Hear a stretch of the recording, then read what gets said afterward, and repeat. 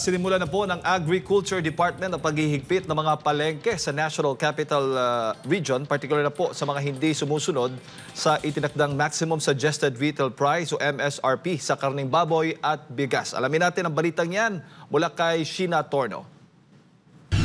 Hindi na raw palalagpasin pa ng Agriculture Department ang mga palengke sa National Capital Region na hindi tumatalima sa kautusan patungkol sa Maximum Suggested Retail Price sa mga produktong agrikultural. Ayon sa DA, mababa pa rin hanggang ngayon ang compliance level sa implementasyon ng MSRP sa karning baboy na nasa 30% habang 20% naman sa imported rice. May ilang palengke pa rin daw sa Mandaluyong, Manila at Pasay ang nagbebenta ng sobra pa sa tinakdang MSRP. Nakakabahala raw ito ayon sa opisyal ng ahensya dahil isang buwan na ang implementasyon ng MSRP sa karning baboy gayon din sa bigas. Sa ilalim ng MSRP sa karning baboy, dapat nasa 350 pesos kada kilo ang presyuhan ng pork kasim at pige, habang 380 pesos naman sa pork liempo.